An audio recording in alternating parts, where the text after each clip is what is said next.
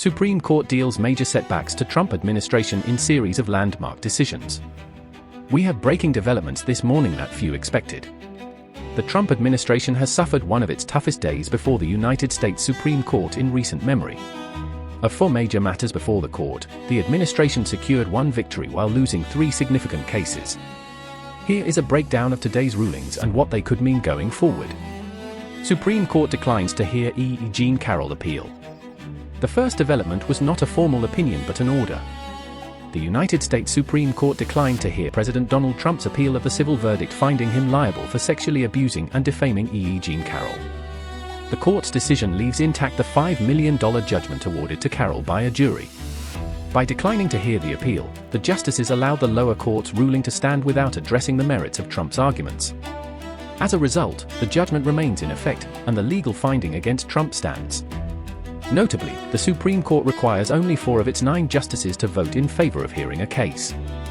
In this instance, there was no public indication that any justice supported taking up the appeal, and no justice issued a public dissent from the denial of review. Court upholds Mississippi mail ballot law. The second ruling came in Watson versus Republican National Committee and proved to be one of the day's biggest surprises. The case challenged a Mississippi law allowing mail ballots to be counted if they are postmarked by Election Day, even if they arrive up to 5 days afterward. Many states have similar laws permitting ballots mailed on or before Election Day to be counted despite arriving after polls close. Republican challengers argued that ballots should only count if election officials physically receive them on Election Day. In a 5-4 decision, the Supreme Court rejected that argument. Justice Amy Coney Barrett authored the majority opinion and was joined by Chief Justice John Roberts, along with Justices Sonia Sotomayor, Elena Kagan, and Ketanji Brown Jackson. The court held that federal election law does not preempt Mississippi's ballot receipt deadline, allowing the state's law to remain in effect. The ruling preserves Mississippi's existing system under which ballots postmarked by Election Day may still be counted if received within 5 days. Other states continue to operate under their own election laws. The decision is expected to influence ongoing debates over mail-in voting and could increase pressure for Congress to consider federal legislation establishing nationwide ballot receipt standards. Supreme Court blocks immediate removal of Federal Reserve Governor. The third major setback for the administration involved Federal Reserve Governor Lisa Cook. President Trump sought to remove Cook from the Federal Reserve Board without cause. In another 5-4 ruling, the Supreme Court concluded that the administration had not demonstrated it was likely to prevail on a legal argument supporting its request for emergency relief. As a result, Lisa Cook will remain on the Federal Reserve Board while litigation over her removal continues. Chief Justice John Roberts wrote the majority opinion. Administration wins FTC case. Despite those setbacks, the administration did secure an important victory. In Trump versus Slaughter, involving Federal Trade Commission Commissioner Rebecca Slaughter, the Supreme Court upheld President Trump's decision to remove her without cause.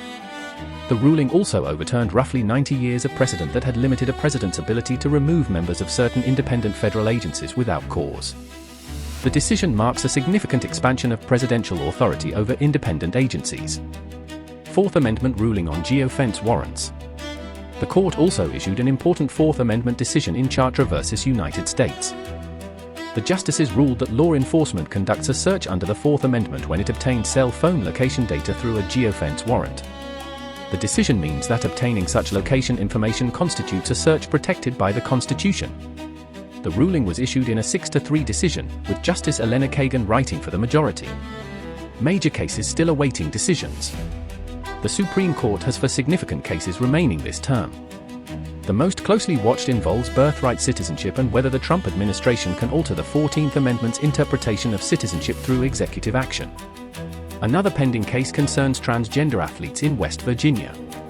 The court is also expected to issue a major ruling involving campaign finance regulations, a decision that could have lasting legal and political consequences. Those opinions are expected later this week.